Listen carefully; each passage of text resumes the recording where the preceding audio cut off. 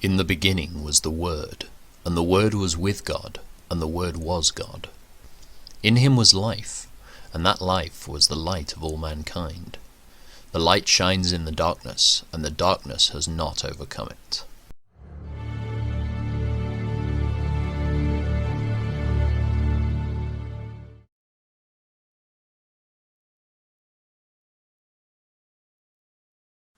Now the Lord said to Moses, "Make 2 trumpets of hammered silver for calling the community to assemble, and for signaling the breaking of camp.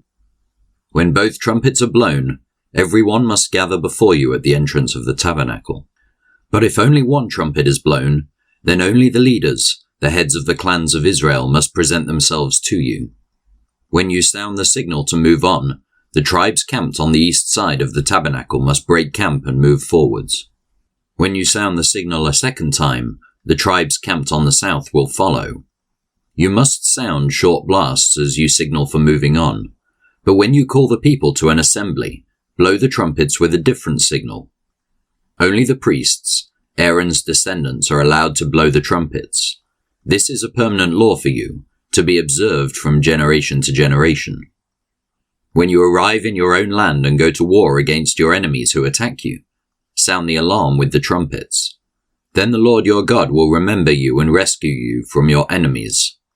Blow the trumpets in times of gladness too, sounding them at your annual festivals and at the beginning of each month. And blow the trumpets over your burnt offerings and peace offerings. The trumpets will remind the Lord your God of his covenant with you. I am the Lord your God." In the 2nd year after Israel's departure from Egypt, on the 20th day of the 2nd month, the cloud lifted from the tabernacle of the covenant. So the Israelites set out from the wilderness of Sinai and travelled on from place to place, until the cloud stopped in the wilderness of Paran. When the people set out for the first time, following the instructions the Lord had given through Moses, Judah's troops led the way. They marched behind their banner, and their leader was Nahshon, son of Amminadab. They were joined by the troops of the tribe of Issachar, led by Nethanel, son of Zuar, and the troops of the tribe of Zebulun, led by Eliab, son of Helon.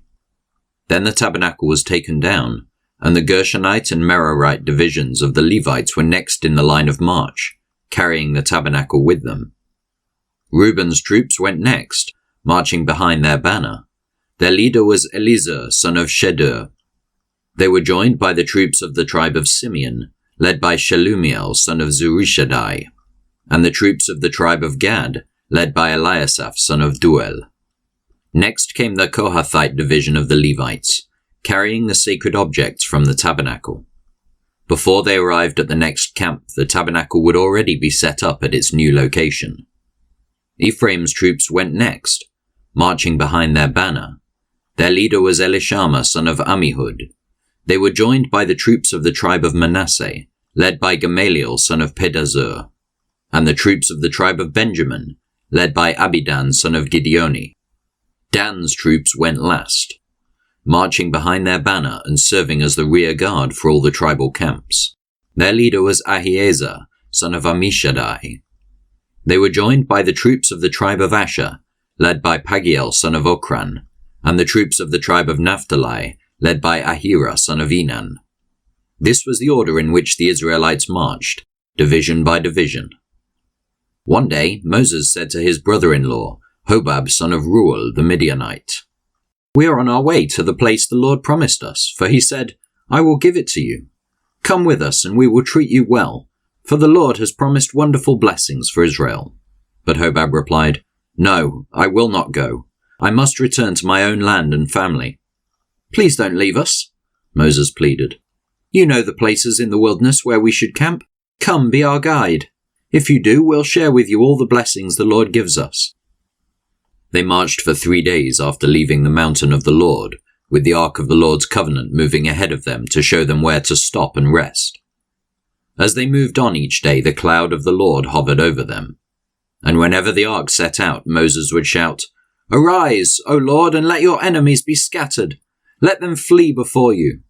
And when the ark was set down, he would say, "Return, O Lord, to the countless thousands of Israel." Soon the people began to complain about their hardship, and the Lord heard everything they said. Then the Lord's anger blazed against them, and he sent a fire to rage among them, and he destroyed some of the people in the outskirts of the camp. Then the people screamed to Moses for help, and when he prayed to the Lord, the fire stopped. After that, the area was known as Taberah, which means the place of burning, because fire from the Lord had burned among them there. Then the foreign rabble who were traveling with the Israelites began to crave the good things of Egypt. And the people of Israel also began to complain. "Oh, for some meat!" they exclaimed. "We remember the fish we used to eat for free in Egypt, and we had all the cucumbers, melons, leeks, onions, and garlic we wanted. But now our appetites are gone. All we ever see is this manna." The manna looked like small coriander seeds, and it was pale yellow like gum resin. The people would go out and gather it from the ground. They made flour by grinding it with hand mills or pounding it in mortars. Then they boiled it in a pot and made it into flat cakes. These cakes tasted like pastries baked with olive oil. The manna came down on the camp with the dew during the night. Moses heard all the families standing in the doorways of their tents whining, and the Lord became extremely angry. Moses was also very aggravated, and Moses said to the Lord, "Why are you treating me, your servant, so harshly? Have mercy on me. What did I do to deserve the burden of all these people? Did I give birth to them? Did I bring them into the world? Why did you tell me to carry them in my arms like a mother carries a nursing baby? How can I carry them to the land you swore to give their ancestors? Where am I supposed to get meat for all these people? They keep whining to me saying, 'Give us meat to eat.' I can't carry all these people by myself. The load is far too heavy. If this is how you intend to treat me, just go ahead and kill me. Do me a favor and spare me this misery." Then the Lord said to Moses, "Gather before me 70 men who are recognized as elders and leaders of Israel. Bring them to the tabernacle to stand there with you. I will come down and talk to you there. I will take some of the Spirit that is upon you, and I will put the Spirit upon them also. They will bear the burden of the people along with you, so you will not have to carry it alone. And say to the people, 'Purify yourselves, for tomorrow you will have meat to eat.'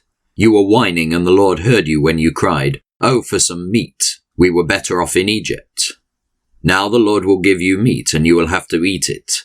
And it won't be for just a day or two, or for 5 or 10 or even 20. You will eat it for a whole month, until you gag and are sick of it. For you have rejected the Lord, who is here among you, and you have whined to him, saying, 'Why did we ever leave Egypt?'" But Moses responded to the Lord, "There are 600,000 foot soldiers here with me, and yet you say, 'I will give them meat for a month'? Even if we butchered all our flocks and herds, would that satisfy them? Even if we caught all the fish in the sea, would that be enough?" Then the Lord said to Moses, "Has my arm lost its power? Now you will see whether or not my word comes true." So Moses went out and reported the Lord's words to the people. He gathered the 70 elders and stationed them around the tabernacle. And the Lord came down in the cloud and spoke to Moses. Then he gave the 70 elders the same spirit that was upon Moses. And when the Spirit rested upon them, they prophesied, but this never happened again. 2 men, Eldad and Medad, had stayed behind in the camp. They were listed among the elders, but they had not gone out to the tabernacle. Yet the Spirit rested upon them as well, so they prophesied there in the camp. A young man ran and reported to Moses, "Eldad and Medad are prophesying in the camp." Joshua, son of Nun, who had been Moses' assistant since his youth, protested, "Moses, my master, must make them stop." But Moses replied, "Are you jealous for my sake? I wish that all the Lord's people were prophets, and that the Lord would put his Spirit upon them all." Then Moses returned to the camp with the elders of Israel. Now the Lord sent a wind that brought quail from the sea and let them fall around the camp. For miles in every direction there were quail flying about 3 feet above the ground. So the people went out and caught quail all that day and throughout the night and all the next day too. No one gathered less than 50 bushels. They spread the quail all around the camp to dry. But while they were gorging themselves on the meat, while it was still in their mouths, the anger of the Lord blazed against the people, and he struck them with a severe plague. So that place was called Kibroth Hattaavah, which means graves of gluttony, because there they buried the people who had craved meat from Egypt. From Kibroth Hattaavah, the Israelites traveled to Hazeroth, where they stayed for some time. While they were at Hazeroth, Miriam and Aaron criticized Moses because he had married a Cushite woman. They said, "Has the Lord spoken only through Moses? Hasn't he spoken through us too?" But the Lord heard them. Now Moses was very humble, more humble than any other person on earth. So immediately the Lord called to Moses, Aaron, and Miriam and said, "Go out to the tabernacle, all three of you." So the three of them went to the tabernacle. Then the Lord descended in the pillar of cloud and stood at the entrance of the tabernacle. "Aaron and Miriam," he called, and they stepped forward, and the Lord said to them, "Now listen to what I say.